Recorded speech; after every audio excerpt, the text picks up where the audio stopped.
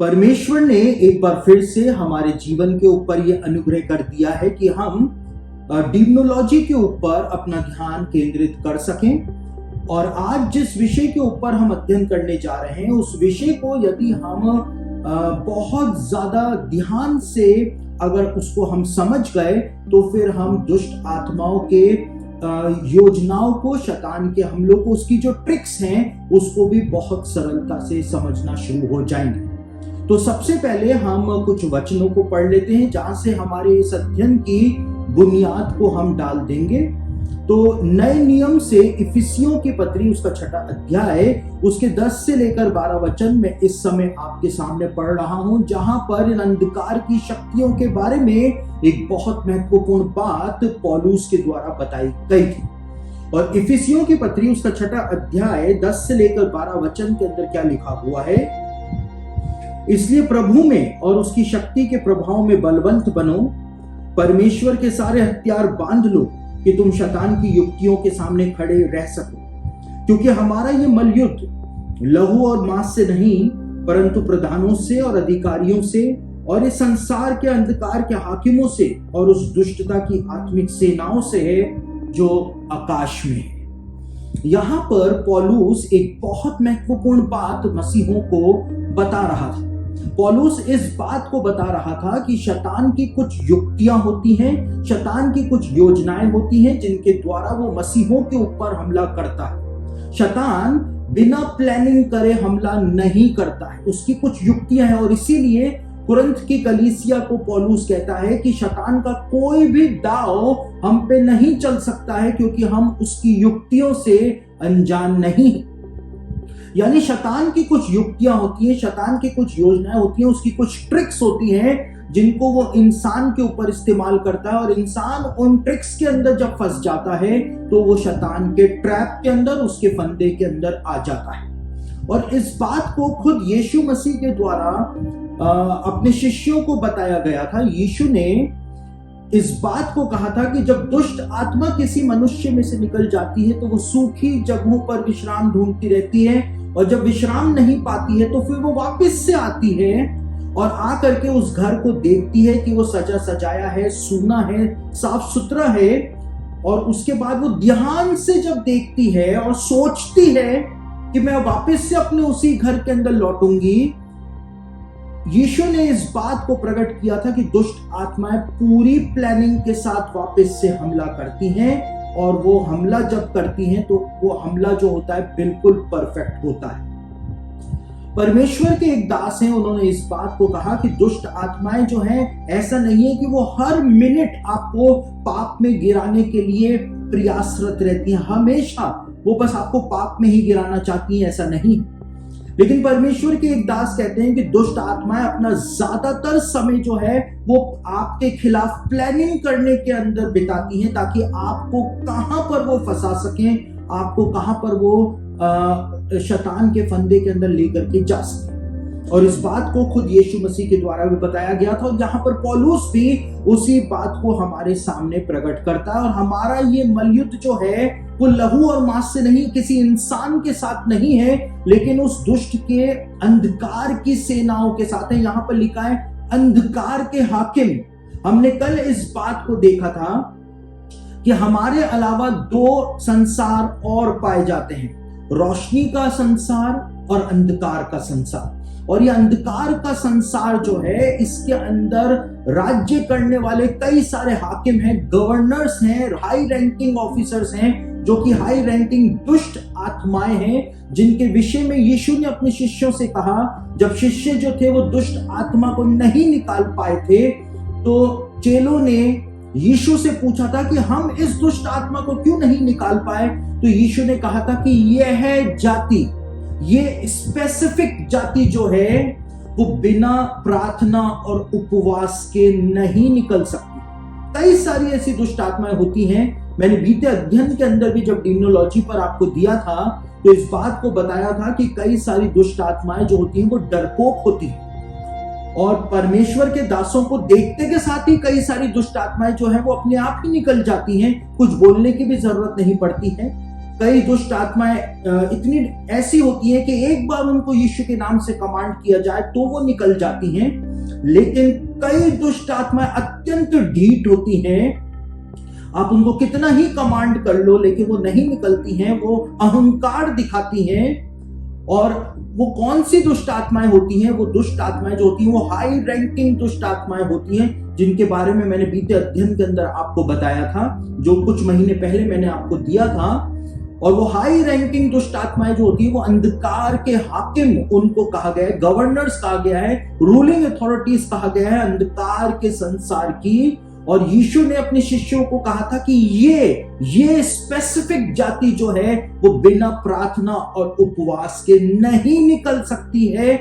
और यीशु ने अपने शिष्यों के सामने उस महत्वपूर्ण भेद को खोल दिया था। और यहां पर पौलुस कहता है कि हमारा मलयुद्ध जो है, हमारी लड़ाई जो है वो किसी इंसान के साथ नहीं है, लेकिन उस दुष्ट की आत्मिक सेनाओं के साथ है, अंधकार के हाकिमों के साथ है जो कि आकाश में।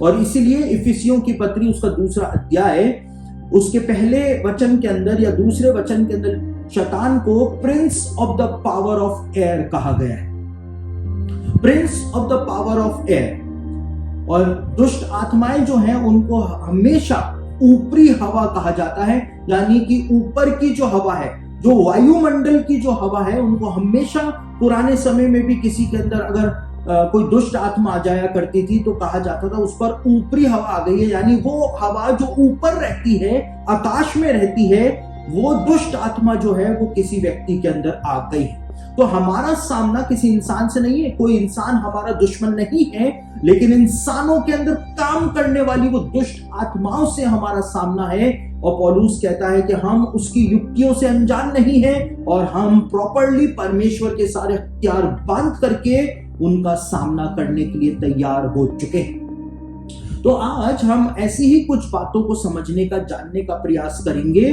जो हमारे जीवनों के अंदर घटित होती हैं, हमारे रिश्तेदारों के जीवनों में घटित होती हैं। कई सारे परिवार हमारी कलीसियाओं के अंदर हैं, उनके जीवनों के अंदर वो बातें घटित होती हैं, लेकिन हम कभी भी उन सब बातों को नहीं समझ पाते हैं। क्यों? क्योंकि हम बाइबल को कभी उस नजरिए से पढ़ते ही नहीं। देखिए, आज अधिकांश मसीही लोग जो हैं वो इस बात का दावा करते हैं कि दुष्ट आत्माएं मसीहों का कुछ भी नहीं बिगाड़ सकती, और ये बहुत बड़ी गलतफहमी है। कैसे गलतफहमी है? बाइबल में लिखा है कि शैतान ने दाऊद को उकसाया और परमेश्वर के खिलाफ ले गया। बाइबल में लिखा है कि यीशु मसीह का चेला जो था, यहूदा इस्करियोती जो था, उसके अंदर शैतान घुस गया और यीशु मसीह के खिलाफ उसको इस्तेमाल कर लिया। तो बाइबल के अंदर जब बताया हुआ है और जब लिखा है, पौलुस ने कहा शैतान का एक दूत मुझे घूंसे मारता है, तो जब परमेश्वर के इन महान दासों को शैतान परेशान कर सकता है, तो फिर मसीही लोग वास्तव में क्या है? और हम गलतफहमी के अंदर आज अपना जीवन व्यतीत कर रहे हैं। हालांकि यहूदा इस्करियोती को हम महान दास नहीं बोल सकते हैं, लेकिन यहूदा इस्करियोती जो था वो यीशु मसीह का चेला था, यीशु मसीह के द्वारा चुना गया था, दुष्ट आत्माओं को भी निकालता था, बीमारों को भी चंगा करता था। यीशु मसीह का सबसे खास चेला था, क्योंकि पैसों की जिम्मेदारी सारी यहूदा इस्करियोती को सौंपी गई थी। उसके बावजूद शैतान ने उसको इस्तेमाल कर लिया और उसको पोजेस्ड कर लिया। तो मसीही लोग आज एक गलतफहमी में अपना जीवन व्यतीत कर रहे हैं कि शैतान उनका कुछ भी नहीं बिगाड़ सकता है, और इस गलतफहमी में जीने के बावजूद आज शैतान जो है उनका बहुत कुछ बिगाड़ रहा है, और वो शैतान का कुछ भी नहीं बिगाड़ पा रहे। तो हमको कुछ माइन्यूट बातें जो हैं वो आज समझना बहुत ही ज्यादा जरूरी हो गया है, ताकि हम इन अंधकार की शक्तियों का सामना कर सकें। हम दिन की संतान हैं, हम ज्योति की संतान हैं। परमेश्वर ने पवित्र आत्मा का प्रकाश हमको दिया है, तो हमको उस प्रकाश को काम में लाना है। हमको दिन की संतान होने के अधिकार को काम में लेकर के आना है, और वो ज्योति जब काम करेगी तो शैतान और दुष्ट आत्माओं का कोई भी अधिकार हमारे जीवनों पर नहीं चल पाएगा। तो सबसे पहले हमको एक और फंडामेंटल ट्रुथ समझ लेना है, उसके बाद हम देखेंगे कि कैसे घरों के अंदर कई सारे घर जो है वो हॉन्टेड हाउस बन जाते हैं, उनका क्या रहस्य है, क्यों बन जाते हैं, वहां पर ऐसा क्या होता है। वो सब बातें हम बाद में समझेंगे, लेकिन एक फंडामेंटल ट्रुथ जो कि बाइबल के अंदर बताया गया है वो ये बताया गया है कि इंसान अपने पापों से प्रायश्चित कर सकता है, अपने पापों से बच सकता है, लेकिन सिर्फ एक ही जरिया है जिससे इंसान अपने पापों का प्रायश्चित कर सकता है, और वो जरिया बाइबल में बताया गया है लहू यानी कि खून, जिसको इंग्लिश में ब्लड कहा जाता है। और ये लहू का कंसेप्ट जो था वो उत्पत्ति की किताब के आरंभ के अंदर ही बताया गया है। आदम और हवा ने जब अपराध कर दिया था, पाप कर दिया था, और परमेश्वर ने जब उनको अदन की वाटिका से निकाला, लेकिन निकाले जाने से पहले परमेश्वर ने उनको एक नमूना, एक पैटर्न बता दिया था कि इंसान के पापों का प्रायश्चित जो है, इंसान के पापों को जो ढांकने का काम जो है वो लहू के द्वारा ही किया जाए। और कहां बताया था? उत्पत्ति की पुस्तक उसका 3 अध्याय उसके 21वें वचन के अंदर बताया है कि परमेश्वर ने उनकी नग्नता जो थी, उनकी नेकेडनेस जो थी, उसको ढांकने के लिए उनको जानवरों की खाल परमेश्वर ने पहना दी थी। और जानवरों की खाल तब आई थी जबकि जानवर का लहू बहाया गया था। यानी कि परमेश्वर ने वो पैटर्न सेट करके दे दिया था कि इंसान के पापों को ढांकने के लिए, इंसान के पापों से पश्चाताप करने के लिए, उसको बचाने के लिए क्रोध से परमेश्वर के लहू जो है उसके द्वारा ही इंसान के पापों का प्रायश्चित जो है वो उसी के द्वारा किया जा सके। और उसके बाद जब हम आगे बढ़ते हैं, परमेश्वर ने मूसा को जब व्यवस्था दी तो लेवी व्यवस्था की पुस्तक के 17 अध्याय के 11वें वचन में इसी लहू के बारे में यही बात जो थी वो परमेश्वर ने बताई थी। और लेवी व्यवस्था उसका 17 अध्याय उसके 11वें वचन के अंदर लिखा हुआ है, क्योंकि शरीर का प्राण लहू में रहता है और उसको मैंने तुम लोगों को वेदी पर चढ़ाने के लिए दिया है कि तुम्हारे प्राणों के लिए प्रायश्चित किया जाए, क्योंकि प्राण के कारण लहू ही से प्रायश्चित होता है। परमेश्वर ने लेवी व्यवस्था 17:11 के अंदर स्पष्ट रूप से इस बात को इजराइलियों को मूसा के द्वारा बता दिया था कि प्रायश्चित जो है वो सिर्फ लहू के द्वारा किया जाता है और किसी भी दूसरे तरीके से प्रायश्चित जो है वो नहीं किया जा सकता है। इंसान के पापों को ढांकने का काम जो है, यहाँ पे प्रायश्चित शब्द जो इस्तेमाल हुआ है हिब्रू बाइबल में, यहाँ पर लेवी व्यवस्था 17:11 में प्रायश्चित के लिए जो शब्द इस्तेमाल हुआ है वो है ढांकना, किसी चीज को ढांक देना। गलती हुई, उस गलती को ढांक देना वो काम लहू करता है। पहले जानवरों का लहू वो काम किया करता था, और इसीलिए जब हाबिल बलिदान लेकर के आया तो वो जानवरों का लहू परमेश्वर के सामने लेकर के आया था, जो कि एक सेट पैटर्न था, एक परमेश्वर के द्वारा दिया गया नमूना था। और इसीलिए हाबिल की भेंट जो थी वो परमेश्वर ने ग्रहण कर ली थी, लेकिन कैन जो था वो अपने दिमाग से खेत की उपज लेकर के परमेश्वर के सामने आया था। इंसान के पापों का प्रायश्चित सिर्फ लहू के द्वारा हो सकता है और किसी माध्यम से नहीं हो सकता है, खाने पीने की चीजों से नहीं, किसी के अच्छे कामों से नहीं, लेकिन सिर्फ लहू के द्वारा हो सकता है। परमेश्वर ने कैन की भेंट को अस्वीकार कर दिया और परमेश्वर ने कैन से कहा था, यदि तू भला करे, यानी यदि तू वो काम करे जो सही है, तो क्या तेरी भेंट एक्सेप्ट नहीं की जाएगी? यदि तू भी लहू का बलिदान लेकर के आता तो मैं तेरी भेंट ग्रहण करता, लेकिन तू नहीं लाया, इसलिए मैंने तेरी भेंट को अस्वीकार कर दिया। और क्योंकि बाइबल के अंदर ये सेट पैटर्न है कि प्रायश्चित जो है वो लहू के द्वारा ही होता है, ढांका जाना जो है वो लहू के द्वारा ही होता है। पुराने समय के लोग जो थे वो इस बात को जाना करते थे, और इसीलिए पौलुस यीशु मसीह के बलिदान के बारे में, यीशु मसीह के लहू के बारे में एक बहुत इंपॉर्टेंट बात लिखता है। रोमियो की पत्री उसका 3 अध्याय उसके 25वें वचन के अंदर पौलुस यीशु मसीह के लहू के लिए कहता है कि यीशु मसीह को परमेश्वर ने उसके लहू के कारण एक ऐसा प्रायश्चित ठहराया जो विश्वास करने से कार्यकारी होता है। यीशु मसीह का लहू बहाया गया। लिखा हुआ है प्रायश्चित जो है वो सिर्फ लहू के द्वारा हो सकता है और कोई दूसरा जरिया नहीं है। पौलुस यहां पर कहता है कि यीशु मसीह का लहू जो है वो हमारे सारे पापों को ढांक देने के लिए प्रायश्चित के रूप में परमेश्वर के द्वारा दिया गया है। तो हमारे पास, जैसे पुराने समय के लोगों के पास, पुराने नियम के लोगों के पास जानवरों का लहू जो है वो एक माध्यम, एक साधन हुआ करता था जिसके द्वारा वो आत्मिक युद्ध लड़ा करते थे, अपने पापों से प्रायश्चित किया करते थे, उनसे कोई गलती हो जाती थी उसके लिए क्षमा मांगा करते थे। लहू के द्वारा हमारे पास परमेश्वर के मेमने यीशु मसीह का लहू है और उस लहू के द्वारा हम शैतान को, दुष्ट आत्माओं को हरा सकते हैं। और ये बात कहां पर लिखी हुई है? प्रकाशित वाक्य उसका 12 अध्याय उसके 11वें वचन को पढ़े तो वहां पर साफ साफ शब्दों में लिखा हुआ है कि विश्वासियों ने यीशु मसीह के लहू के द्वारा, मेमने के लहू के द्वारा शैतान को हराया है। शैतान की हार जो है आपके सामने कब होगी?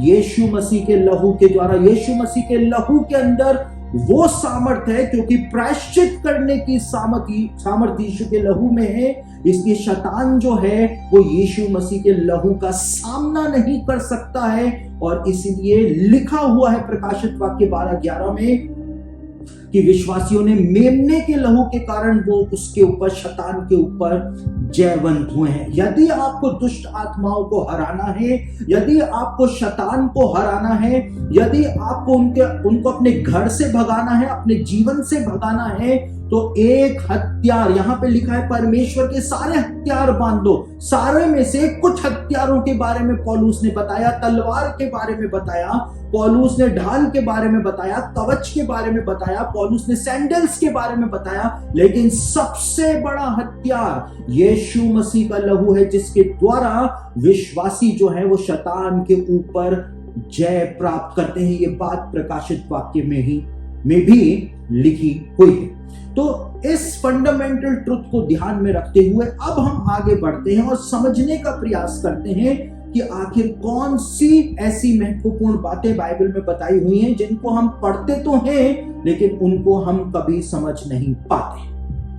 तो हम कई बार हॉन्टेड हाउसेस के बारे में सुनते हैं कि वहां पर हॉन्टिंग होती है, यानी भूतिया घरों के बारे में हम सुनते हैं, जहां पर जाकर के लोग डर जाते हैं। उन घरों के अंदर कोई घूमता हुआ दिखाई देता है, इंसान की आत्माएं घूमती हुई दिखाई देती हैं, काली परछाइयां घूमती हुई दिखाई देती हैं। मैंने कल बताया जो घर हॉन्टेड होता है, डीमन पोजेस्ड होता है घर।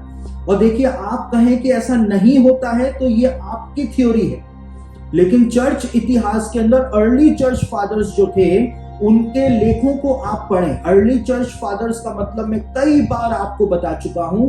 यीशु मसीह के चेलों के जो चेले थे उनको अर्ली चर्च फादर्स कहा जाता है। और अर्ली चर्च फादर्स के लेखों को यदि आप पढ़ें तो अर्ली चर्च इस बात को माना करता था कि घर भी डीमन पोजेस होते हैं, घर भी दुष्ट आत्मा ग्रसित होते हैं। और एक स्पेशल प्रेयर हुआ करती थी उस जमाने में जिससे उन दुष्ट आत्माओं को घरों से निकाला जाता था। उस समय के जो विश्वासी हुआ करते थे और उस समय के जो प्रचारक हुआ करते थे उनके द्वारा। तो घर जो होते हैं, कई सारे घर डीमन पोजेस्ड होते हैं, उन घरों के अंदर से आवाजें सुनाई देती हैं। उन घरों में जो जा करके रहता है उसके साथ बुरी बुरी घटनाएं घटती हैं। वो बहुत ही ज्यादा डर जाते हैं, भयभीत हो जाते हैं। घर की बत्तियां जलती हैं, बुझती हैं, घर की चीजें खराब हो जाती हैं, घर के अंदर सामान इधर से उधर फिकता हुआ दिखाई देता है। ये सब भूतिया घरों की विशेषताएं होती हैं। लेकिन ये भूतिया घर आखिर बनते क्यों हैं? ऐसा क्या होता है वहां पर कि दुष्ट आत्मा वहां पर आकर के उस घर के अंदर डेरा जमा लेती है? भूतिया घर जो होता है वो घर होता है जिन घरों के अंदर कुछ ना कुछ बहुत ज्यादा बुरा हुआ होता है। कैसे हुआ होता है?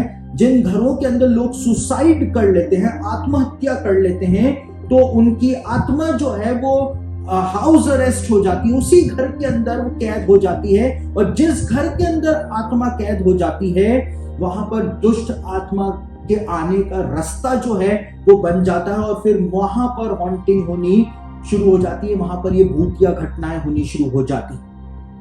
जिन घरों के अंदर शैतान की उपासना की जाती है, या जिन घरों के अंदर जादू टोना किया जाता है, या जिन घरों के अंदर लाश के साथ शारीरिक संबंध बनाए जाते हैं, वो एक जरिया बन जाता है दुष्ट आत्माओं के लिए, और दुष्ट आत्मा आकर के उस प्रॉपर्टी के ऊपर अपना कानूनी अधिकार कायम कर लेती हैं। वहां पर वो फिर किसी को भी रहने नहीं देती। जिन घरों के अंदर पत्नी और बच्चों के ऊपर अत्याचार किया जाता है, कई सारे पति होते हैं जो शराब पी करके अपनी पत्नियों को मारते हैं, बच्चों को मारते हैं, तो ये अत्याचार जो होता है, ये अत्याचार दुष्ट आत्माओं को अट्रैक्ट करता है उस घर की तरफ। जब बच्चे रोते हैं, घर में विलाप होता है, पत्नी विलाप करती है, तो ये एक जरिया बन जाता है, एक लिंक बन जाता है, और दुष्ट आत्माएं जो है उस घर को आकर के पोजेस्ट कर लेती है। ऐसा बताया जाता है परमेश्वर के दासों के द्वारा कि जिस घर के अंदर आत्महत्या होती है, तो आत्महत्या करने वाला आत्महत्या तो कर लेता है, लेकिन उस घर के ऊपर वो निशानी लगा देता है आत्महत्या करने के द्वारा, एक मार्किंग कर देता है, और दुष्ट आत्मा उस मार्किंग को देख करके उस घर को पूरी तरह से पोजेस्ट कर लेती है। उस घर का अधिकारी जो है वो दुष्ट आत्माएं बन जाती है। और इसीलिए परमेश्वर ने मूसा को जो व्यवस्था प्रदान करी थी, परमेश्वर ने घर बनाने की एक स्पेशल आज्ञा, एक नियम जो था वो मूसा को प्रदान किया था। और वो नियम क्या था? व्यवस्था विवरण उसका 22 अध्याय उसके 8वें वचन के अंदर, यानी ड्यूट्रोनॉमी 22 के 8 के अंदर वो नियम परमेश्वर ने मूसा को दिया था। और उस नियम के साथ एक स्पेसिफिक बात भी परमेश्वर ने मूसा को बताई थी। और वो स्पेसिफिक बात क्या थी? वहां पे लिखा है, जब तू नया घर बनाए तब उसकी छत पर आड़ के लिए मुंडेर बनाना। ऐसा ना हो कि कोई छत से गिर पड़े और तू अपने घराने पर खून का दोष लगाए। वही बात, किसी घर के अंदर यदि किसी की अनहोनी के द्वारा मृत्यु हो जाएगी, तो भी परमेश्वर ने कहा था उस घर के ऊपर खून का दोष लग जाएगा, वो घर मार्क हो जाएगा, और दुष्ट आत्माएं जो हैं उस घर की तरफ अट्रैक्ट हो जाएंगी और वहां पर आ जाएंगी। तो इसलिए तू मुंडेर बनाना। जिन घरों के अंदर अनहोनी हो जाती है, लोग किसी भी तरह से मर जाते हैं, बिजली का करंट लगा वहीं पर ही मर गए, या कुछ भी दूसरे तरीके से अनहोनी के द्वारा लोग मर जाते हैं, तो वो एक जरिया बन जाता है दुष्ट आत्मा का उस घर को पोजेस्ट करने। और देखिए, बाइबल के अंदर इस बात को बताया हुआ है, बार बार बताया हुआ है। यहूदी ज्ञानी पुरुष जो हैं और यहूदी रब्बी जो हैं, वो एक बात का जवाब कभी भी नहीं तलाश पाए।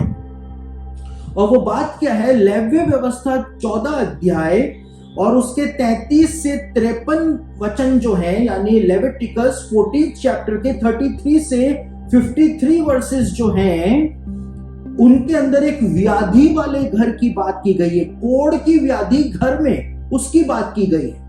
और मैंने इतनी सारी यहूदी कमेंट्रीज को पढ़ा है, लेकिन यहूदी रब्बी कभी भी नहीं बता पाए हैं कि ये व्याधि वाला घर क्या होता है। वो सिर्फ अटकल लगाते हैं कि ये हो सकता है, वो हो सकता है, लेकिन उनको मूल बात आज भी नहीं पता है कि परमेश्वर ने वो स्पेसिफिक नियम मूसा को क्यों दिया था।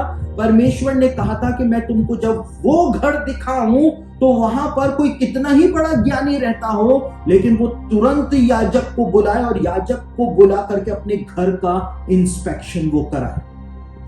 देखिए, इजरायली जब कनान देश के अंदर पहुंचे थे, तो वहां पर कनान देश के अंदर 7 जातियां रहती थी, और उन 7 जातियों के बारे में बताया हुआ है कि वो 7 जातियां जो थी वो शैतान की उपासना किया करती थी, और इतने घृणित काम वो लोग किया करते थे। परमेश्वर ने कहा था मुझको उनसे घृणा हो गई, और इसीलिए परमेश्वर ने उन 7 जातियों को वहां से निकाल करके इजरायलियों को वहां पर बसाया।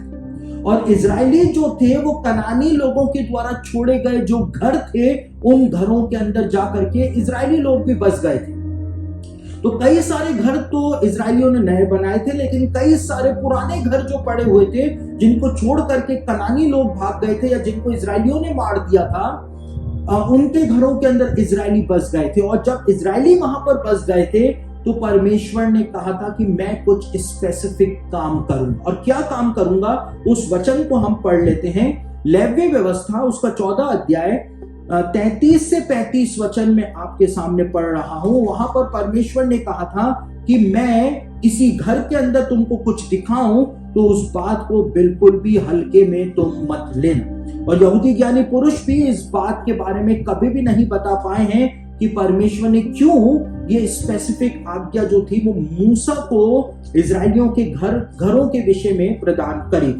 तो लेवी व्यवस्था उसका 14 अध्याय 33 से 35 वचन के अंदर लिखा हुआ है एक बहुत ही महत्वपूर्ण बात व्याधि वाले घर के बारे में। यहां पर क्या लिखा है, फिर यहोवा ने मूसा और हारून से कहा, जब तुम लोग कनान देश में पहुंचो जिसे मैं तुम्हारी निज भूमि होने के लिए तुम्हें देता हूं, उस समय यदि मैं कोढ़ की व्याधि तुम्हारे अधिकार के किसी घर में दिखाऊं तो जिसका वह घर हो वह आकर याजक को बता दे कि मुझे ऐसा दिखाई पड़ता है कि घर में मानो कोई व्याधि है। और यहूदी ज्ञानी पुरुष कहते हैं कि यह परमेश्वर का एक अनुग्रह था कि परमेश्वर किसी घर के अंदर कुछ स्पेसिफिक चीजें दिखाता था, दीवार के ऊपर दिखाता था। यहां पर स्पेसिफिकली लिखा हुआ है आगे के वचनों में कि मैं दीवार के ऊपर तुमको कुछ दिखाऊंगा, दीवार के ऊपर लकीरें बनी हुई तुमको दिखाऊंगा और तुम तुरंत याजक को वहां पर बुला लेना और याजक आकर के इंस्पेक्शन करेगा। याजक एक पूरा इंस्पेक्शन करेगा और पूरा इंस्पेक्शन करने के बाद यदि वो घर ब्लेस हो सकेगा तो याजक उसको ब्लेस कर देगा, यदि उस घर के अंदर कुछ भी करना होगा तो याजक कर देगा। लेकिन अगर याजक के ब्लेस करने के बावजूद दीवार के ऊपर वो लकीरें, वो हरी और लाल लकीरें खत्म ना हो तो याजक जो है उस पूरे घर को डिमोलिश करा दे, पूरे घर को तोड़वा दे ताकि कोई दूसरा उस घर के अंदर रहने ना पाए। और परमेश्वर ने ऐसा क्यों कहा था? परमेश्वर ने स्पेसिफिकली इस बात को क्यों कहा था कि दीवार के ऊपर ही मैं वो निशान जो है वो तुमको दिखाऊंगा। अब ये कोढ़ की व्याधि क्या है? घर के अंदर कोढ़ होता है, दीवारों के ऊपर कोढ़ होता है। ये बात जो है वो साइंस भी बताती है, मेडिकल साइंस भी बताती है। लेकिन यहूदी रब्बी कहते हैं यहाँ पर वो बात नहीं है, यहाँ पर कुछ और बात ही परमेश्वर ने बताई, लेकिन क्या बताई है वो नहीं बता पाते। लेकिन हम समझ सकते हैं परमेश्वर अनुग्रह प्रकट कर रहा है किसी इजरायली परिवार पर। उस इजरायली परिवार के किसी भी सदस्य को दुष्ट आत्मा पोजेस्ड कर ले, उसके शरीर के ऊपर कब्जा कर ले, उनको सताए, उनके फाइनेंस को खत्म कर दे, उनको बीमारियों से ग्रसित कर दे, उससे पहले ही मैं घर की दीवारों के ऊपर हरी और लाल लकीरें दिखा दूंगा। ये परमेश्वर का एक महान अनुग्रह होगा जो इजरायलियों के ऊपर प्रकट होगा, परमेश्वर ने कहा। और दीवार के ऊपर ही क्यों दिखाऊंगा?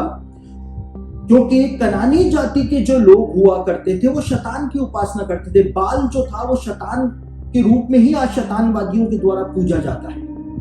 बाल की पूजा करते थे, मोलेक की पूजा करते थे, और जो सैटेनिक ऑब्जेक्ट्स हुआ करते थे जिनके द्वारा वो चाहते थे कि दुष्ट आत्माओं की प्रेजेंस उनके घर के अंदर रहे, जिसके द्वारा वो चाहते थे कि दुष्ट आत्माएं उनके घर की चार दीवारी की पूरा प्रोटेक्शन दे। तो जब अपने घर को बनाते थे तो घर की दीवारें बनाते हुए वो सैटेनिक ऑब्जेक्ट्स अपने घर की दीवारों के अंदर भी चुनवा दिया करते थे ताकि उनका घर जो है वो अट्रैक्ट होता रहे, उनका घर जो है वो मार्क्ड रहे कि जिनकी उपासना वो करते हैं, जिन दुष्ट आत्माओं की उपासना कनानी जाति के लोग किया करते थे, वो उनके घर को पहचान ले और उनके घर के अंदर अपनी प्रेजेंस बनाए रखें, प्रोटेक्शन बनाए रखें। और आपने इस बात को भी पढ़ा होगा बाइबल में कि परमेश्वर ने जब इजरायलियों को यरीहो की तरफ भेजा तो परमेश्वर के टारगेट के ऊपर यरीहो की दीवार थी, और यरीहो की दीवार प्राइम टारगेट थी परमेश्वर का, जिसको परमेश्वर ने तोड़ा था। क्यों परमेश्वर के टारगेट पे यरीहो की दीवार थी?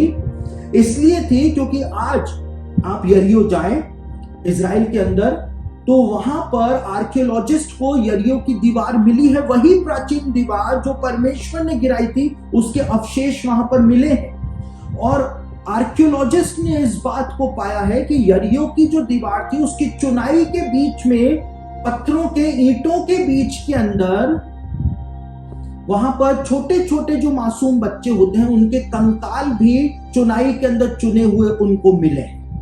क्योंकि कनानी जाति के लोग ऐसा माना करते थे कि बच्चों का बलिदान करके और उसके बाद उनको दीवार के अंदर उनकी लाशों को चुन दिया जाए तो दुष्ट आत्माएं जो हैं यानी कि जो सुपरनैचुरल फोर्सेस जो हैं वो पूरे नगर की जो दीवार है उसकी ऐसी रक्षा करेंगी, उसको ऐसा मार्क करके रखेंगी कि कोई भी कभी उनको हरा नहीं पाए। और अपने घरों में भी वो बच्चों का बलिदान चढ़ा करके उनकी लाशों को दीवारों के अंदर चुनवाया करते थे ताकि उनके घर के अंदर वो डिमोनिक प्रेजेंस जो है वो बनी रहे, जिनको वो देवता माना करते थे। और इसीलिए परमेश्वर के प्राइम टारगेट पर वो दीवार थी। परमेश्वर ने उस दीवार को गिरा करके इस बात को साबित कर दिया था कि कोई भी डिमोनिक पावर परमेश्वर के सामर्थ के सामने खड़ी नहीं रह सकती। और इसीलिए परमेश्वर ने कहा था मैं दीवार के ऊपर कुछ बातें तुमको दिखाऊंगा, तुम समझ जाना कि ये घर जो है वो डीमन पोजेस्ड है। तुरंत याजक को बुला लेना, तुम कितने ही बड़े वचन की ज्ञाता क्यों ना हो, लेकिन परमेश्वर ने नियम ठहराया था कि याजक को ही तुमको बुलाना पड़ेगा।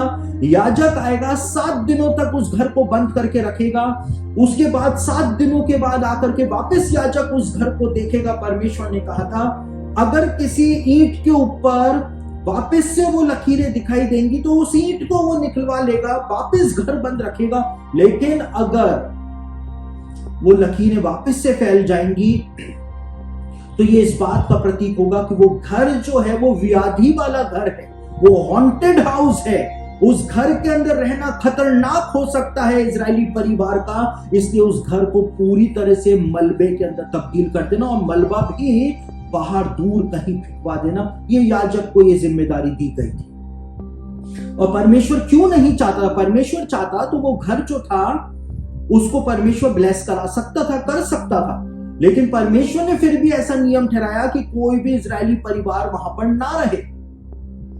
क्यों ना रहे? क्योंकि अगर ये इजरायली परिवार बेच करके उस घर को चला जाए, दूसरा इजरायली परिवार आकर के वहां पर रहे, तो कुछ समय तक रहने के बाद उस परिवार के किसी भी सदस्य के शरीर के ऊपर दुष्ट आत्मा कब्जा न कर ले। इसलिए परमेश्वर ने उस घर को डिमोलिश करने का ही आदेश जो था, नियम जो था, वो मूसा को प्रदान किया था। तो ये बात हमको आज समझने को मिलती है, क्योंकि आज जब हम हॉन्टेड हाउसेस के बारे में पढ़ते हैं तो बाइबल के अंदर भी बताया है, लिखा है मुंडेर बनाना, कहीं ऐसा ना हो कि घर पर कोई खून का दोष लग जाए, मार्क हो जाए घर और दुष्ट आत्माओं के लिए एक अट्रैक्शन का पॉइंट बन जाए। और व्याधि वाला घर जो हो उसको पूरी तरह से तुम नष्ट कर देना, खत्म कर देना। अगर वो ब्लेस हो सकेगा तो याजक उसको ब्लेस कर देगा, वरना उसको उसके अंदर कोई भी ना रहने पाए।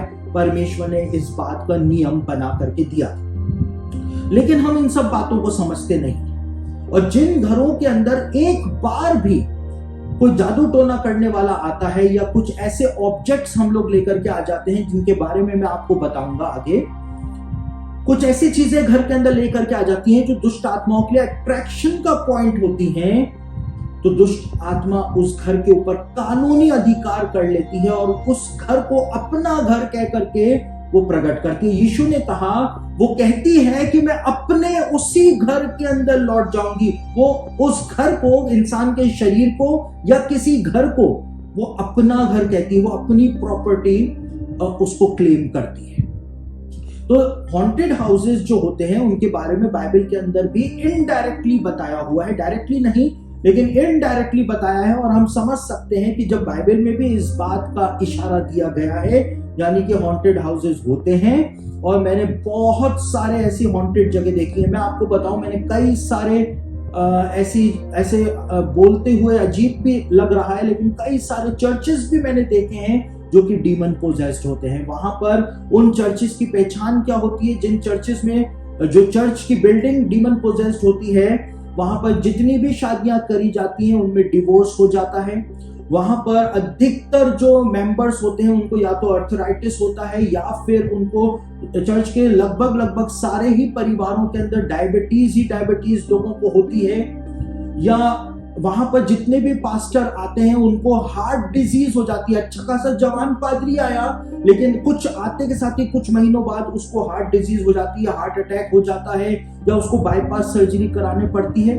तो ये सिम्टम होते हैं ऐसे चर्चेस के जहां पर दुष्ट आत्माओं ने उन बिल्डिंग्स के ऊपर कब्जा किया होता है। और ये होता है। देखिए, आप लोगों के पास ये अनुभव नहीं है तो इसका मतलब ये नहीं है कि ऐसा नहीं होता। मुझको 23 साल हो गए हैं सेवा करते हुए, तो मेरे पास जो अनुभव है वो मायने रखता है, क्योंकि मैंने सब चीजों को देखा है। मैंने कल भी आपको कहा था, जितनी भी बातें मैं आपको बोलूंगा उनमें से एक भी बात ऐसी नहीं होगी जो मैंने खुद ने व्यक्तिगत रूप से उसको नहीं देखा हो, और जिस चीज को मैंने नहीं देखा है उस चीज को मैं कभी भी नहीं बोलूं। मैंने इस बात को कल आपको बोल दिया। तो हॉन्टेड हाउसेस होते हैं, कई सारे हॉन्टेड हाउसेस के अंदर हम लोगों ने जाकर के प्रार्थना करी है। कई सारे हॉन्टेड हाउसेस को हमने आजाद भी कराया है, लेकिन कई सारे हॉन्टेड हाउसेस जो है वो कभी भी आजाद नहीं हो पाए। जैसा लिखा है लेवी व्यवस्था में कि ब्लेस होना होगा तो हो जाएगा, उसका छुटकारा होना होगा व्याधि से तो हो जाएगा, लेकिन ना हो तो उस घर के अंदर कोई भी ना रहे, क्योंकि वहां पर रहना खतरनाक हो सकता है। उसके बाद ये हॉन्टेड हाउसेस के अंदर जो लोग रहते हैं उनके साथ वास्तव में क्या होता है। कई सारे लोग होते हैं जो कहते हैं, अरे हम तो इन सब बातों पे विश्वास नहीं करते। उनको दिखता है, उनके साथ हो रहा होता है, लेकिन वो कहते हैं हम तो विश्वास नहीं करते। कई सारे फैमिलीज फंस जाते हैं, कोई धोखे से उनको वो घर बेच देता है, वो अपनी सारी जमा पूंजी लगा देते हैं उस घर के ऊपर। अब वो वहां से बच करके नहीं निकल सकते, क्योंकि जाए तो जाए का। और जब वो वहां पर रहते हैं तो उनके साथ होता क्या है। अय्यूब की पुस्तक उसका 15 अध्याय 28 से लेकर 31 वचन के अंदर बताया हुआ है कि हॉन्टेड हाउसेस में रहने वाले, भूतिया घरों में रहने वाले लोगों के साथ होता क्या है। और यहाँ पर अय्यूब की पुस्तक में उन लोगों के बारे में बताया है जो कहते हैं, अरे ये कोई सब बेकार की बातें, ऐसा कुछ भी नहीं होता है। एक बहुत बड़े डीमोनोलॉजिस्ट हुए जिनका नाम था एड वॉरेन। एड वॉरेन अपनी किताब के अंदर लिखते हैं कि अगर कोई कहता है कि भूतिया घर नहीं होते हैं, तो उसको भूतिया घर में जाकर के रहना शुरू कर देना चाहिए, क्योंकि हफ्ते भर के अंदर ही वो इस बात को मानने लगेगा कि भूतिया घर होते हैं। और एड वॉरेन कहते हैं कि अगर कोई नास्तिक है जो ईश्वर के अस्तित्व में विश्वास नहीं करता है, तो उसको भी हॉन्टेड हाउस के अंदर जाकर के रहना शुरू कर देना चाहिए, क्योंकि एक ही दिन के अंदर वो ईश्वर पर विश्वास करना वहां पर सीख जाए। यानी कि हॉन्टेड हाउसेस होते हैं। और अय्यूब की पुस्तक 15 अध्याय उसके 28 से 31 में क्या लिखा है, हॉन्टेड हाउसेस के अंदर जो लोग रहते हैं उनके बारे में बताया हुआ है कि उनके साथ क्या होता है। यहां पे लिखा है, वह उजड़े हुए नगरों में बस गया, और जो घर रहने योग्य नहीं थे, जो घर व्याधि वाले थे, जो डिमोलिश होने के योग्य थे, ऐसे घरों में जा करके यदि कोई बस गया, पुराना घर पड़ा हुआ था मिशन का, उसको खरीद लिया, या पुराना किसी का कोठी पड़ी हुई थी 200 साल पुरानी, 100 साल पुरानी, 50 साल पुराना कोई घर था जो बिल्कुल ऐसे ही पड़ा हुआ था, खाली खंडर बना हुआ पड़ा था, उसको उन्होंने खरीद लिया, वापस से प्लास्टर कराया, वापस से उसका ऑल्ट्रेशन कराया, उसमें कलर करवाया, उसके फर्नीचर को अच्छा कराया, दरवाजे नए लगवाए, खिड़कियां नहीं लगवाई, बिल्कुल चकाचक उसको तैयार उन्होंने करवा लिया। अपना सारा पैसा उन्होंने लगा दिया। क्यों? क्योंकि कई लोगों ने कहा ये घर मत लो, ये घर सही नहीं है, ये इतने सालों से बिका नहीं है। अरे हम तो विश्वास नहीं करते इन सब बातों पर। उसने ले लिया। अब यहां पर अय्यूब की पुस्तक में लिखा है कि और जो घर रहने योग्य नहीं थे और खंडर होने को छोड़े गए हैं, उनमें बस गया है, उसके साथ क्या होगा? सबसे पहली चीज बताई गई है, वे धनी ना रहे। यानी कि उसने उस घर को खरीद तो लिया, अब वो फाइनेंशियल क्राइसिस के अंदर फंस जाए, उसका भयानक फाइनेंशियल क्राइसिस शुरू हो जाएगा। क्यों? क्योंकि कर्स्ड चीज को उसने ले लिया, जहां पर डिमोनिक प्रेजेंस है। डिमोनिक प्रेजेंस जो होती है, दुष्ट आत्मा जो होती है, सबसे पहले आपके फाइनेंस के ऊपर हमला करती है। यहां पे लिखा है वो धनी ना रहे। बाइबल के जमाने के लोग इन बातों को जाना करते थे। ये बात अय्यूब ने नहीं, तेमानी एलिपज ने कही। और लिखा है वे धनी ना रहेगा और उसकी संपत्ति बनी ना रहेगी। जितनी भी जमीनें उसने और खरीदी हुई हैं, या उसने बैंक बैलेंस बनाया हुआ है, या उसने एफडीज कराई हुई हैं, और उसने और भी जो धन संपत्ति जमा की हुई है, गोल्ड जमा किया हुआ है, जेवर जमा किए हुए हैं, यहाँ पे लिखा है और उसकी संपत्ति बनी ना रहेगी। यानी उसको इतना भयानक नुकसान होगा, फाइनेंशियल क्राइसिस आएगा कि उसको अपनी एफडीज तोड़ानी पड़ेंगी, अपना बैंक बैलेंस खाली कर देना पड़ेगा, और उसके बाद उसको सब कुछ बेचना पड़ जाएगा, वो धनी नहीं रह पाएगा। और आगे लिखा है और ऐसे लोगों की खेत की उपज भूमि की ओर झुकने नहीं पाएगी।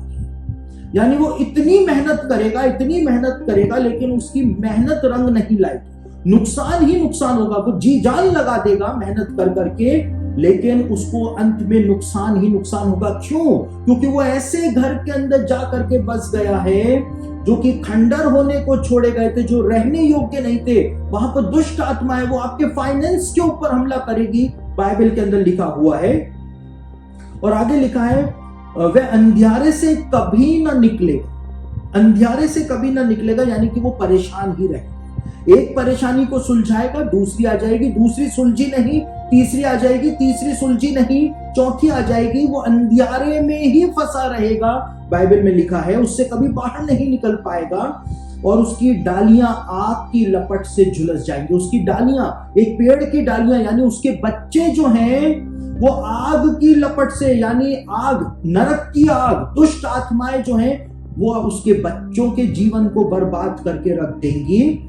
और आगे लिखा है और ईश्वर के मुंह की श्वास से वह उड़ जाएगा, यानी कि वो मर भी सकता है उस घर के अंदर। वह अपने को धोखा देकर व्यर्थ बातों का भरोसा ना करे, क्योंकि उसका बदला धोखा ही होगा।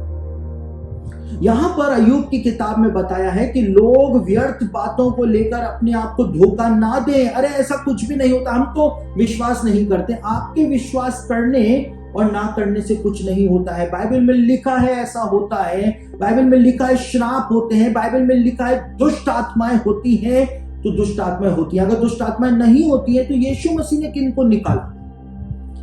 और अगर आप कहते हैं कि दुष्ट आत्माएं नहीं होती है, यानी कि आप यीशु मसीह को झूठा ठहरा रहे हैं, आप बाइबल को झूठा साबित करने का प्रयास कर रहे हैं, जो हो नहीं सकता है। और यहां पे लिखा है अपने आप को व्यर्थ बातों के द्वारा वो धोखा ना दे, क्योंकि उसका जो फल होगा वो धोखा ही होगा, वो धोखे में ही रह जाएगा कि ऐसा कुछ नहीं होता है, लेकिन वो पूरी तरह से बर्बाद हो जाएगा, और हो सकता है वो उस घर के अंदर मर भी जाए। तो सबसे पहले दुष्ट आत्माएं जो हैं आपके फाइनेंस पर हमला करती हैं, और फाइनेंस जब आपका तबाह हो जाता है तब वो आपको, आपके परिवार के किसी सदस्य को गंभीर रोग से ग्रसित कर देती हैं। जब वो आपको गंभीर रोग से ग्रसित कर देंगी तो आपका जितनी भी जमा पूंजी है, जितना भी बचा कुचा पैसा आपके पास है, आप उस बीमारी के इलाज में लगा देंगे, और ज्यादा फाइनेंशियल क्राइसिस के अंदर आप फंस जाएंगे। तो ऐसा होता है। अब ये हॉन्टिंग जो घरों वाली होती है, इसको आखिर खत्म कैसे किया जाए? परमेश्वर ने कहा था व्याधि वाला घर जो होगा, अब वहां पर उसको कोढ़ की व्याधि कहा है। कोढ़ जो है वो स्पिरिचुअल सेंस में भी हो सकता है और फिजिकल सेंस में भी हो सकता है। मैंने कहा मेडिकल साइंस बताती है रेयर होता है, ऐसा बहुत रेयर होता है कि किसी घर के अंदर कोढ़ लग जाता है, वो बहुत रेयर होता है। लेकिन यहाँ पे स्पिरिचुअल सेंस में वो हॉन्टेड हाउस भी हो सकता है, हम उसको मान सकते हैं, क्योंकि परमेश्वर ने इतना जोर दे करके उन बातों को बताया है। लेकिन इन हॉन्टेड हाउस जो होते हैं, भूतिया घर जो होते हैं, इनके अंदर दुष्ट आत्माओं को निकाला कैसे जाए? देखिए, अगर किसी घर के अंदर कोई भूत है, अब भूत और दुष्ट आत्माओं में भी अंतर होता है। कैसे होता है? भूत होता है भूत, यानी कि पास्ट, भूतकाल, जो कि बीत गया, जो कि गुजर गया। जो मर जाता है हम कहते हैं वो गुजर गया, अब वो गुजरा हुआ कल हो गया। अब गुजरा हुआ कल तो है, भूत तो है, भूतकाल तो है, लेकिन वो वहीं पर ही फंस गया, वो वहां से आगे नहीं बढ़ पाया। वो जिस जगह के ऊपर उसको जाना था वो वहां पर नहीं जा पाया, तो वो वहीं पर ही स्टक हो गया। तो कभी कभी किसी घर के अंदर किसी डिमोनिक प्रेजेंस के द्वारा नहीं, लेकिन भूतों के द्वारा हॉन्टिंग होती है, इंसानी आत्मा के द्वारा हॉन्टिंग होती है। और जरूरी नहीं है कि उसी घर के अंदर वो फंस गया हो, लेकिन जो बाइबल के स्कॉलर्स हैं वो इस बात को बताते हैं, जो डीमोनोलॉजिस्ट हैं वो भी इस बात को बताते हैं कि कई सारे लोग भूतों को अपनी तरफ अट्रैक्ट करते हैं। इंसानी आत्मा कैसे अट्रैक्ट करते हैं? सबसे बड़ा जरिया, भूत जो होता है वो डिप्रेशन के अंदर रहता है, उदास, और उसको ऐसे परिवार बहुत पसंद आते हैं जिन परिवारों के अंदर उदासी ही उदासी छाई रहती है, मातम सा माहौल परिवारों में छाया रहता है, घरों में छाया रहता है। भूत जो होते हैं ऐसे परिवारों के तरफ अट्रैक्ट होते हैं जिन परिवारों में मातम सा माहौल, उदासी और डिप्रेशन का माहौल जिन परिवारों में होता है, उन परिवारों की तरफ अट्रैक्ट होते हैं। इसीलिए लिखा है प्रभु में सदा आनंदित रहो। वो कहता है मैं फिर कहता हूं तुम आनंदित रहो।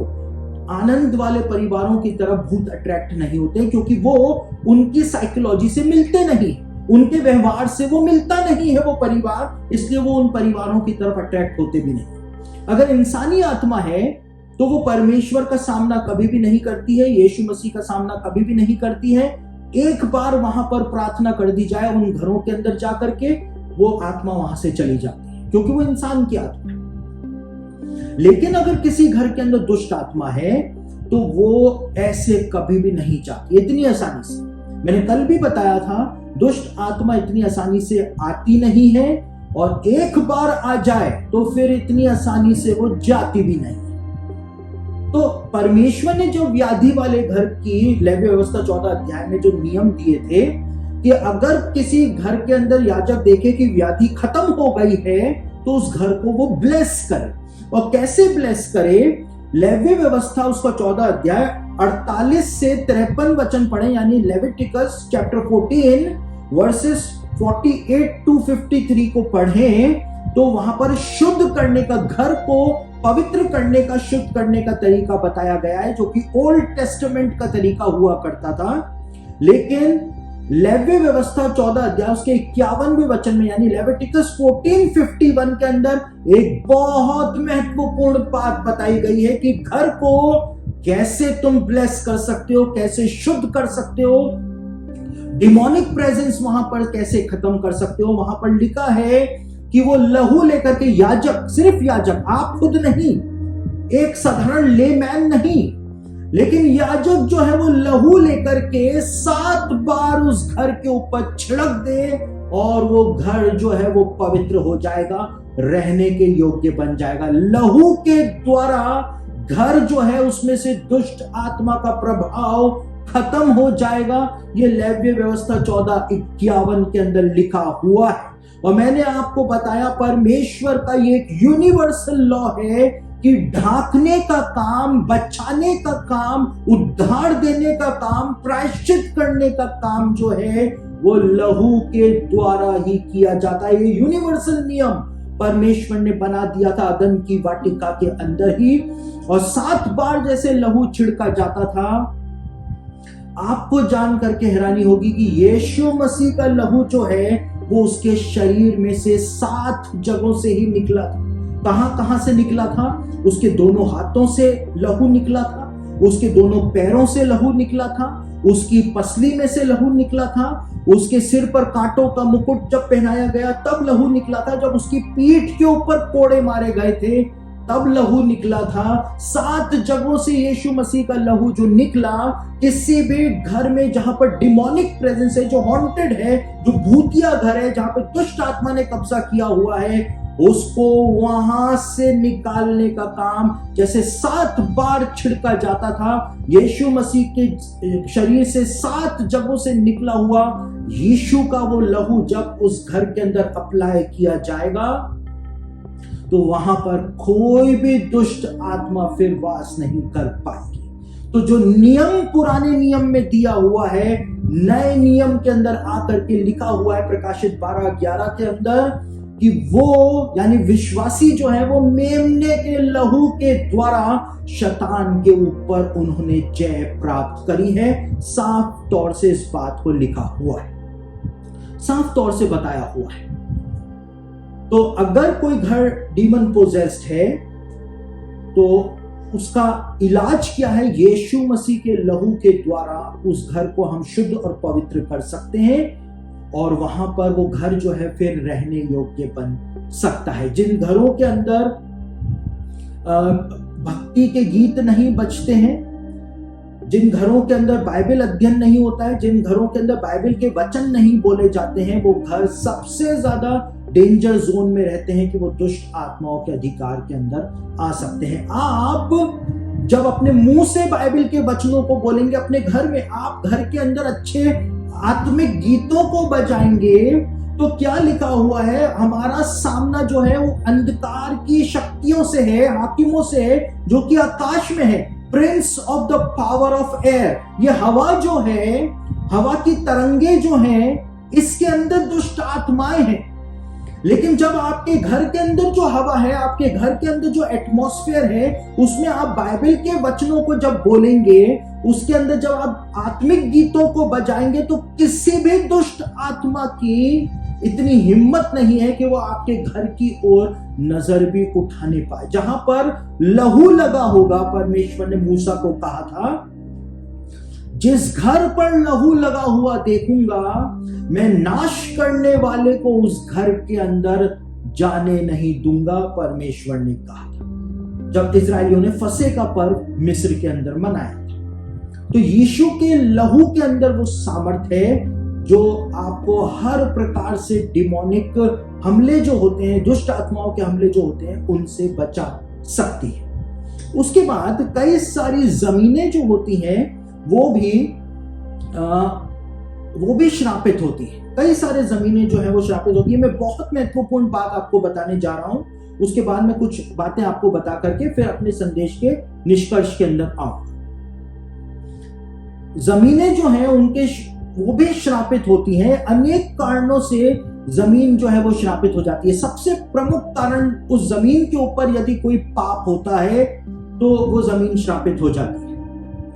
हम पढ़ते हैं अदन की वाटिका में जब आदम ने पाप किया, तो वहां पे लिखा है उत्पत्ति 3:17 में, परमेश्वर आदम को कहता है कि भूमि तेरे कारण श्रापित है। यानी उसने पाप किया, लेकिन उसके पाप के कारण वो जमीन जो थी वो श्रापित हो गई। परमेश्वर ने इस बात को कहा। हाबिल का खून जो था, जिस जमीन के ऊपर कैन के द्वारा बहा दिया गया था, हाबिल की हत्या उस जमीन पे कर दी थी। परमेश्वर उत्पत्ति 4:10 के अंदर इस बात को कैन से कहता है, परमेश्वर ने कहता है कि तूने ये क्या कर दिया, तेरे भाई का लहू भूमि में से मेरी ओर चिल्लाकर मेरी दुहाई दे रहा है। जहां पर हाबिल की हत्या हुई, वो जमीन जो थी वो कर्स्ड हो गई। वो जमीन जो थी, वहां से लहू चिल्ला चिल्ला करके परमेश्वर की दुहाई दे रहा। तो कई कारणों से जमीन जो है वो श्रापित हो जाती है। यीशु मसीह ने मत्ती रचित सुसमाचार 11 अध्याय उसके 21वें वचन में बैतसदा नगर को श्राप दिया था। यीशु मसीह ने कहा था, हाय बैतसदा, आज की तारीख में भी आप बैतसदा जाएं तो बैतसदा पूरा नगर जो है वो उजाड़ पड़ा हुआ है। वहां पर इजराइल इतना ज्यादा विकसित हो गया, लेकिन बैतसदा नगर वापस से नहीं बसाया जा सका। यीशु मसीह ने कहा था, हाय बैतसदा, हाय खुराजीन, हाय कफरनहूम, तीनों को यीशु मसीह ने श्राप दिया था। वो तीनों नगर जो हैं वहां पर आज भी कुछ भी नहीं है, खंडर वहां पर सब कुछ पड़ा हुआ है। आप आज भी जाकर देख सकते हैं। लेकिन मरकुस रचित सुसमाचार 8 अध्याय के अंदर एक बात बताई हुई है। एक अंधा था, उसको यीशु मसीह के पास लाया गया। यीशु मसीह ने उसका हाथ पकड़ा, उसका हाथ पकड़ के उसको बैतसदा गांव से बाहर यीशु मसीह लेकर के आया। और उसके बाद यीशु मसीह ने उसकी आंखों के ऊपर हाथ रखा और उसको कहा, तुझे क्या दिखाई पड़ता है? उसने कहा, मुझे पेड़ चलते हुए दिखाई देते हैं, इंसानों की तरह। यानी कि वो व्यक्ति जो था वो जन्म का अंधा नहीं था, क्योंकि उसको पता था कि पेड़ क्या होते हैं, इंसान क्या होते हैं। वो कहता है, मुझको पेड़ इंसानों की तरह चलते हुए दिखाई दे रहे हैं। उसके बाद यीशु मसीह उसकी आंखों पर दूसरी बार हाथ रखता है और यीशु मसीह कहता है, तुझे अब क्या दिखाई पड़ता है? तो वो कहता है कि अब मुझे इंसान चलते हुए दिखाई देते हैं। और उसके बाद यीशु मसीह, ये घटना जो है वो मरकुस रचित सुसमाचार उसका 8 अध्याय 22 से 26 के अंदर लिखी हुई है। यीशु मसीह उस व्यक्ति को कहता है, तू चंगा हो गया है, इस गांव में, बैतसदा गांव के अंदर पैर मत रख।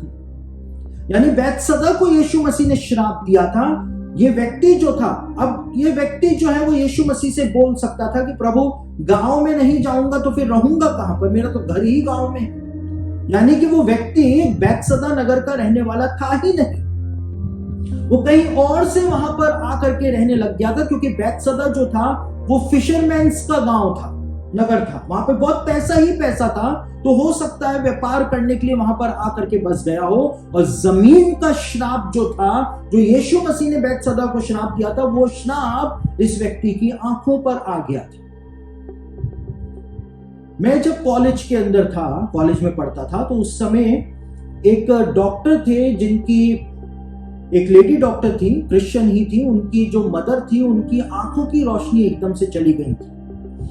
और क्योंकि उस समय भी मैं प्रचार का काम करता था, जब मैं कॉलेज में पढ़ता था, तो वो जो डॉक्टर थी उन्होंने मुझको अपने घर पर बुलाया। मुझको कुछ भी नहीं पता था कि दुष्ट आत्माएं क्या होती हैं, दुष्ट आत्माओं से कैसे लड़ा जाता है, दुष्ट आत्माओं को निकालने के लिए कैसे प्रार्थना की जाती है। मुझको तो ये भी नहीं पता था कि दुष्ट आत्माएं किसी की आंखों की रोशनी के ऊपर भी कब्जा कर सकती है। मुझको कुछ नहीं पता था। मुझको ये सिर्फ इस बात का पता था कि यीशु मसीह जो है वो चंगा करता है।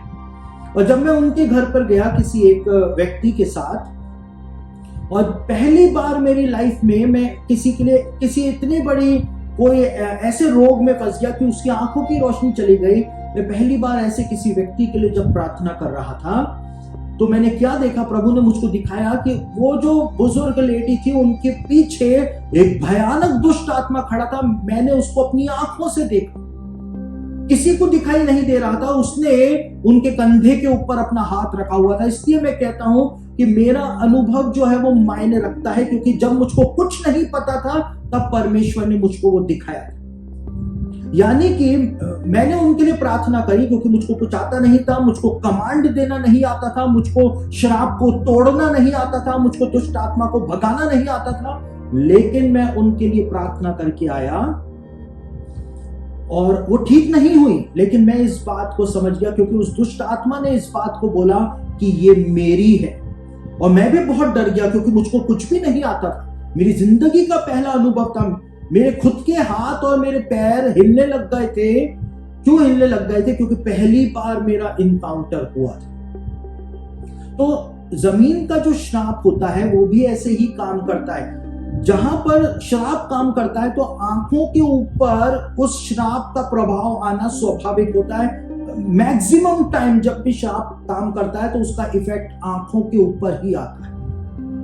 क्यों आता है मुझको नहीं पता, हर बात का जवाब मेरे पास भी मौजूद नहीं। लेकिन बैतसदा की जमीन जो थी वो श्रापित थी, क्योंकि यीशु ने श्राप दिया था।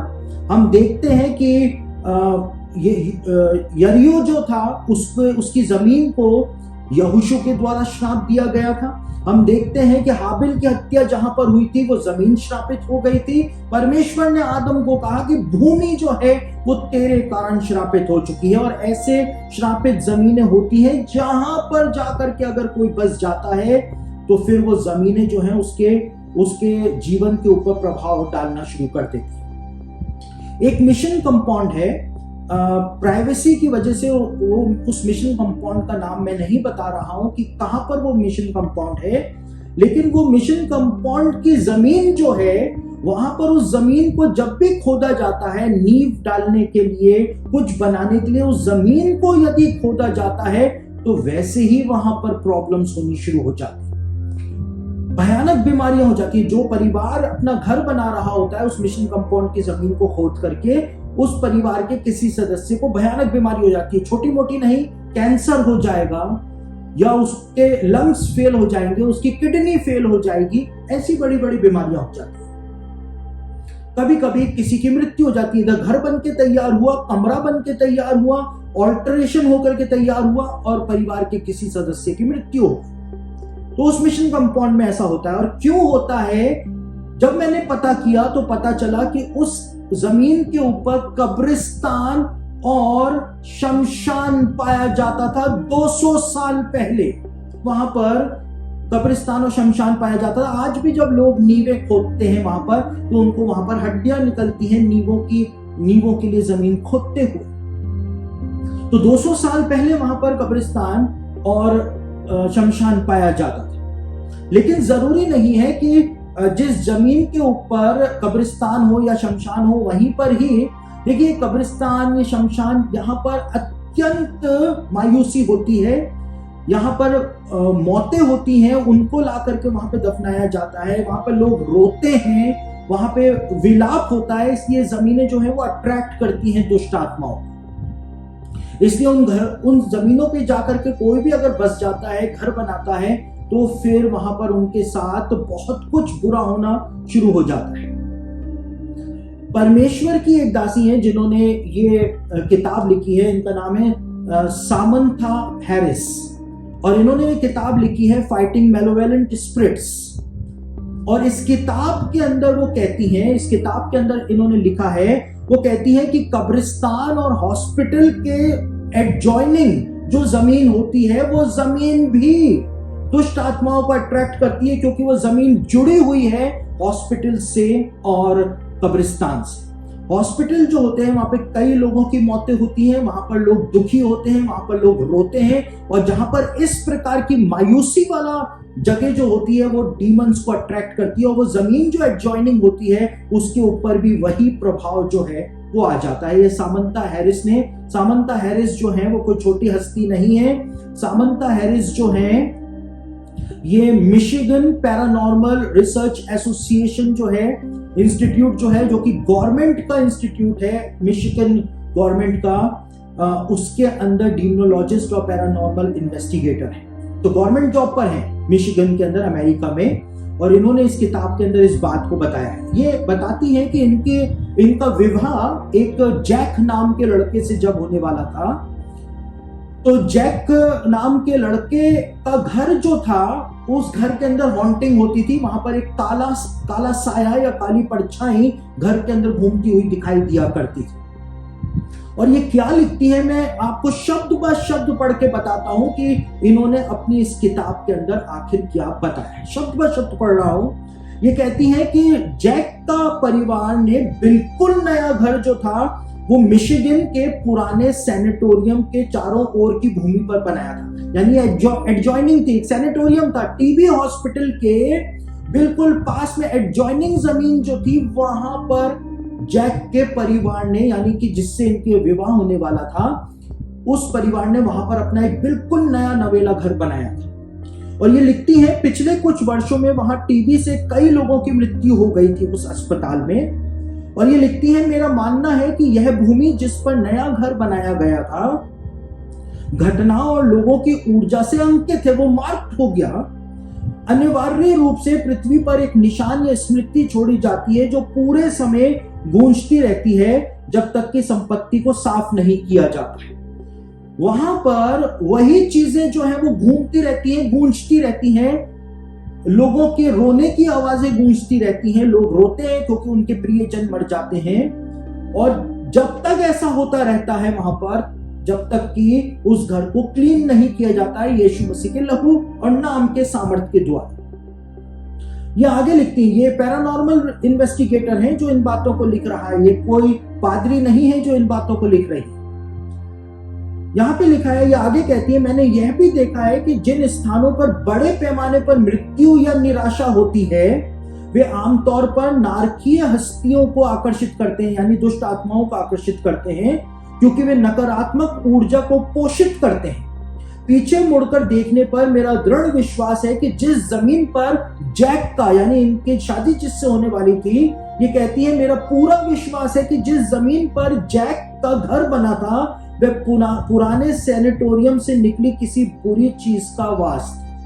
यानी पुराना सैनिटोरियम जो था, मिशिगन गवर्नमेंट का टीबी हॉस्पिटल जो था, उसमें से कोई बुरी चीज निकली थी, और वो उस जमीन को उसने अट्रैक्ट, उस जमीन पे कब्जा कर लिया था जहां पे जैक के परिवार ने अपना घर बना लिया था। और इसीलिए वो घर जो था वो जमीन के कारण डीमन पोजेस्ड हो गया था, उसके ऊपर कर्ज आ गया था। और इसी प्रकार से एक बहुत पुरानी बुक है, ये बुक जो है वो आउट ऑफ प्रिंट है, इसका नाम है मिस्टीरियस न्यू इंग्लैंड। और इस किताब के अंदर बताया हुआ है, न्यू इंग्लैंड नाम की जो जगह है उसमें एक घर था जिसको विंस्टर हाउस के नाम से जाना जाता है आज भी।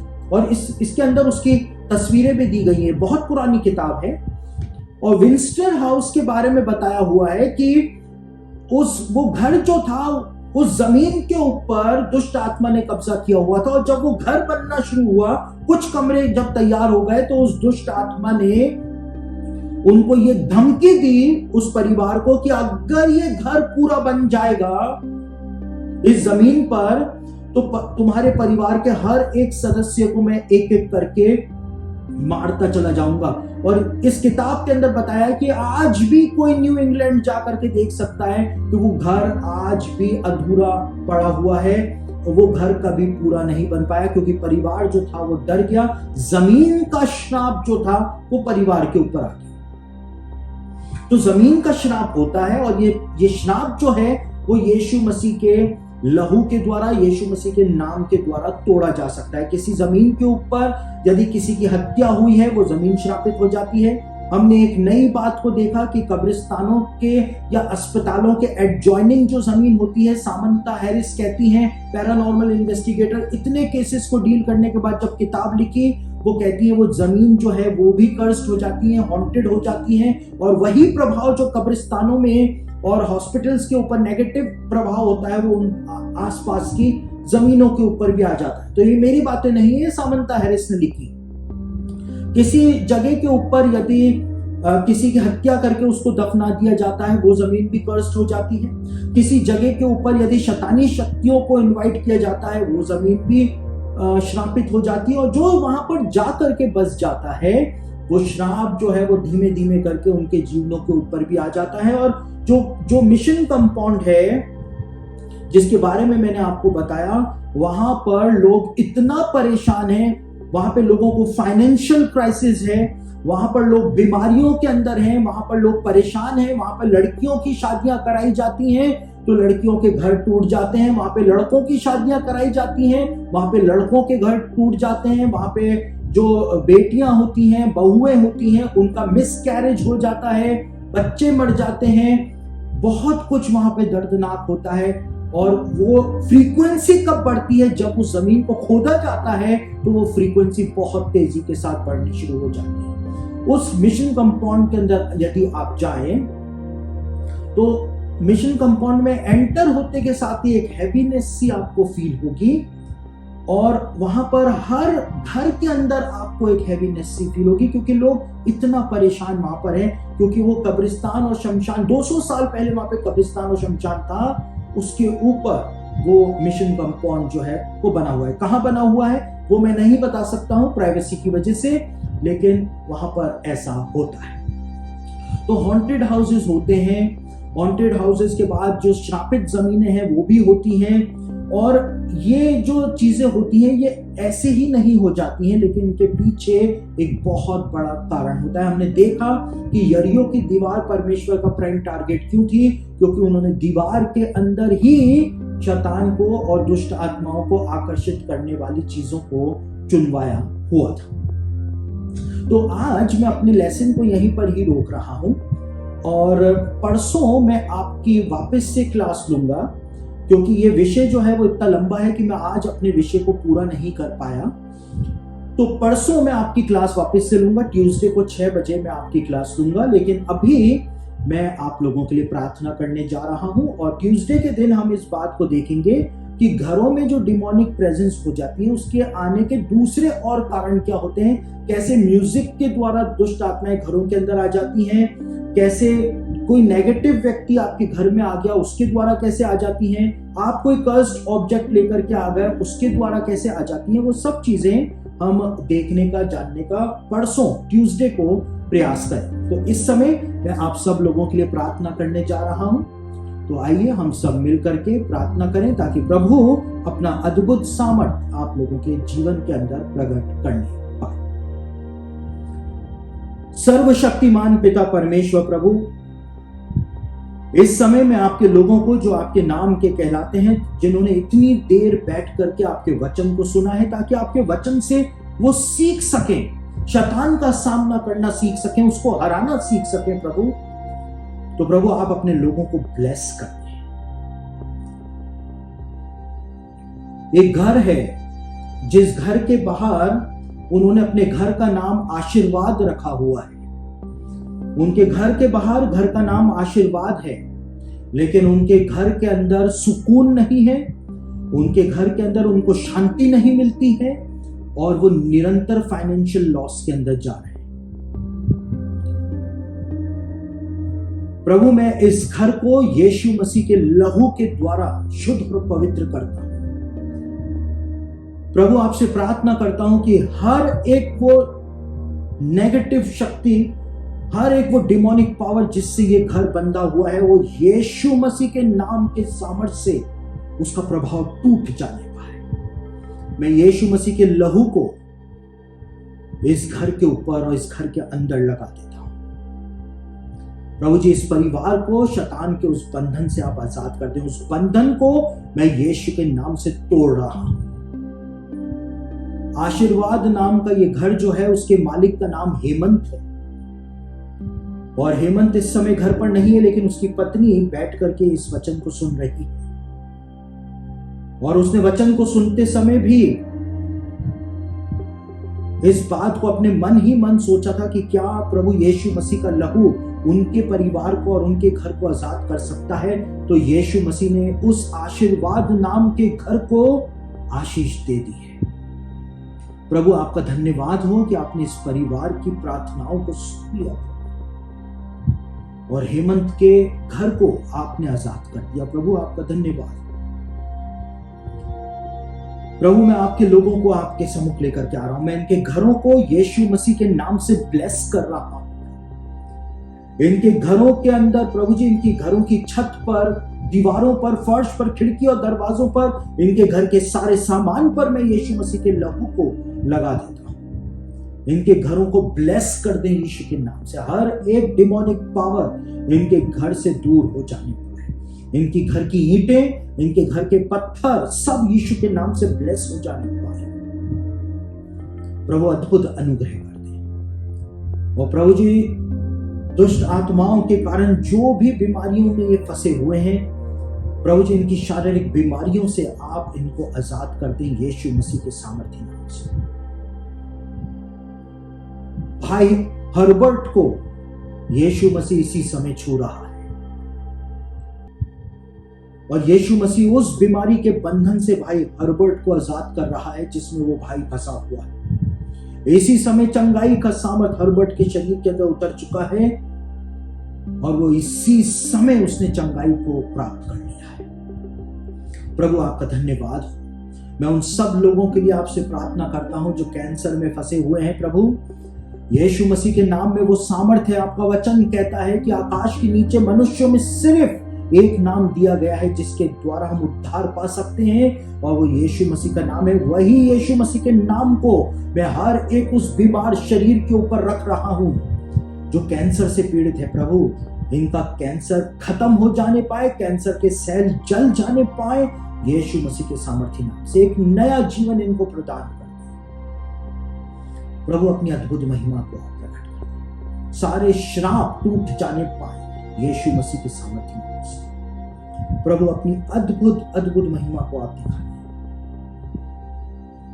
प्रभु, मैं आपके लोगों को आपके सम्मुख ले आता हूं। आप इनको ब्लेस करें, इनको फाइनेंशियल ब्लेसिंग दें और अपनी कृपा को आप दिखा दें। प्रभु, कोई भी दुष्ट आत्मा आपके लोगों को परेशान ना करने पाए। आप इनको इस वचन को सोचने की, समझने की और इस वचन को याद करने की शक्ति प्रदान करें। मैं इनको आपके हाथों में सौंपता हूं। यीशु के नाम से ब्लेस करता हूं, यीशु के नाम से, आमीन। तो दोस्तों, आप भी यदि हमारी ऑनलाइन बाइबल स्टडी का हिस्सा बनना चाहते हैं तो आप हमारे टेलीग्राम चैनल को ज्वाइन कर लीजिए, क्योंकि हमारे टेलीग्राम चैनल पर ही ये बाइबल स्टडीज जो हैं वो ऑनलाइन होती हैं। तो सैटरडे और संडे को टेलीग्राम चैनल के ऊपर मैं बाइबल स्टडी लेता हूं।